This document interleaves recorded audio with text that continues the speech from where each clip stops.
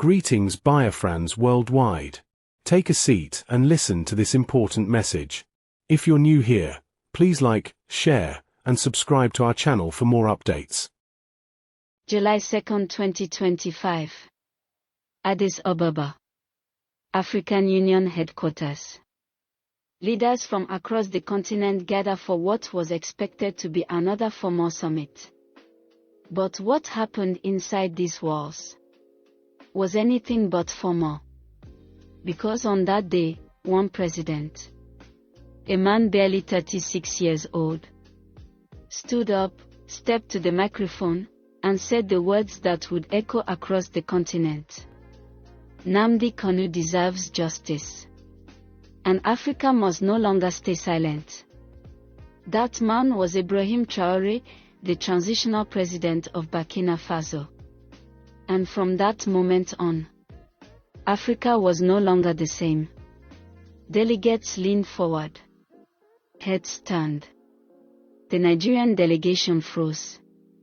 Most had no idea this was coming. Africa cannot build unity on the backs of injustice.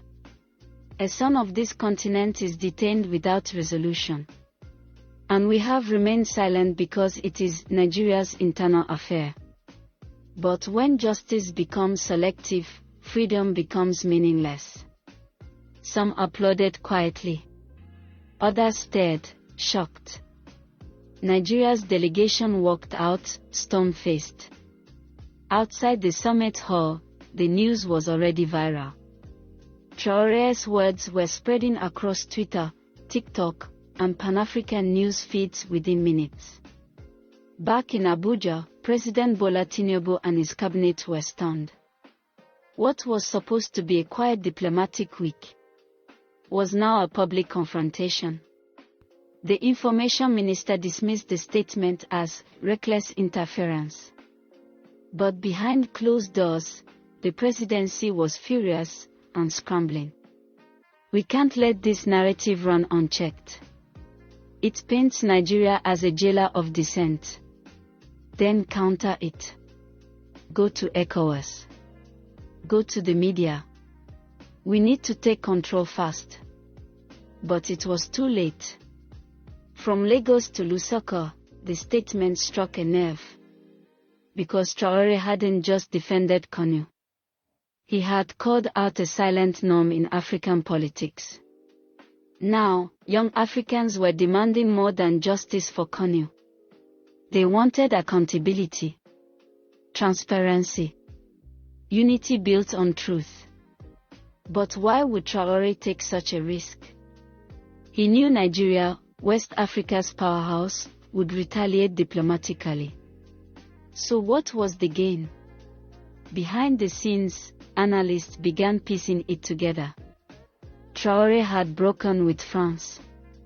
He had aligned with Mali and Niger against ECOWAS pressure.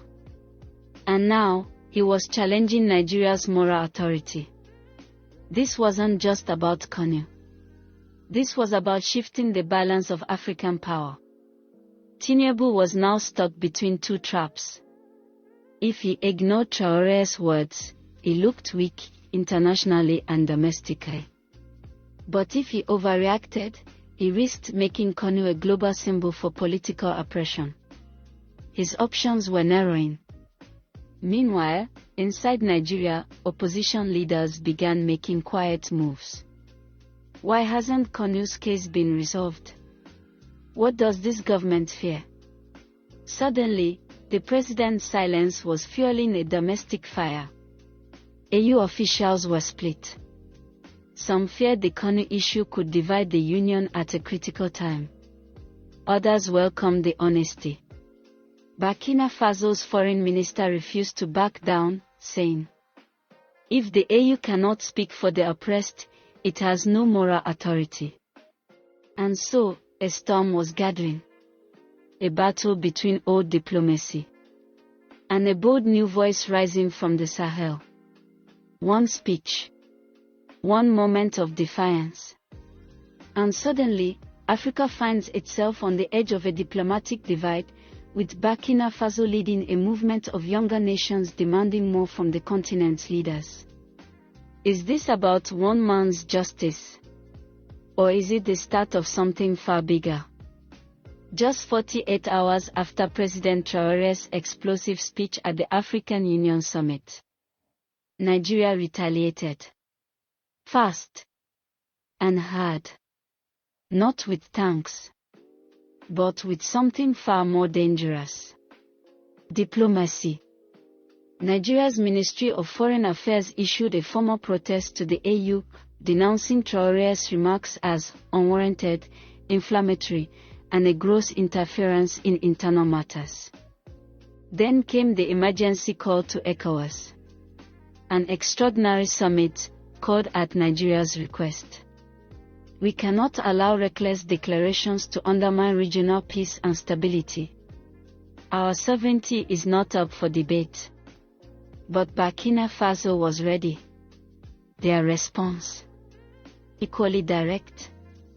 When justice becomes internal, injustice becomes continental. The ECOWAS summit was anything but united. Nigeria demanded condemnation of Traore. Ghana called for de-escalation. Guinea, Mali, and Niger remained silent, but sat closer to Burkina Faso's bloc. Then came a proposal that stunned the room. Why not investigate the legality of Kanu's detention through an independent AU panel? Nigeria walked out. The message was clear. This was becoming a continental crisis. With diplomacy in deadlock, Nigeria turned to its most powerful tool, media control. State-owned broadcasters went on the offensive. Kanu is a fugitive, a threat to national unity. Why is Burkina Faso defending a secessionist? But social media told a different story. #Kanu deserves justice was now the top trend across Africa. Influencers, university students, and African diaspora communities were taking sides, and many one siding with Nigeria. Inside also Rock, concern was rising. Not just about Burkina Faso, but about how this moment was exposing Nigeria's fault lines. Critics were questioning the legal handling of Kanu's case. Youth groups were calling for dialogue, not detention. And northern politicians were asking why Nigeria should risk its leadership role over one man. The president is boxed in. If he frees Kanu, he looks weak. If he holds him, he fuels the opposition. Africa's future is built on truth. Kanu's voice, whether you agree or not, deserves to be heard in justice, not buried in silence. Traore's speech was beamed across Francophone Africa. He wasn't just defending Kanu anymore. He was positioning himself as the moral voice of Pan-African resistance. And for young Africans disillusioned with old regimes, it was working. The world was watching. France was quietly backing Tinubu, fearful of growing anti-French sentiment in the Sahel. The US issued a vague call for restraint and mutual respect. The UK, where Kanu holds citizenship, said nothing at all. But diplomats knew. This wasn't just about justice anymore. This was about influence. A diplomatic storm is brewing, and it started with one sentence. Nnamdi Kanu deserves justice. Burkina Faso is not backing down. Nigeria is holding the line. The AU is split. And the youth of Africa are watching. While Nigeria defends its image and Burkina Faso refuses to back down, something bigger is forming. From the Sahel, 3 countries, Burkina Faso, Mali, and Niger, are writing a new page in African diplomacy. And it's not just about Kanu anymore. It's about power. It's about who leads Africa next. And it's happening now. July 6, Bamako, Mali. Burkina Faso's Ibrahim Traore, Mali's Assimi Goïta, and Niger's Abdourahmane Tiani meet in a high-security summit. officially, to discuss Sahel security. Unofficially, to craft a counterweight to Nigeria and ECOWAS. Their agreement. A joint statement known as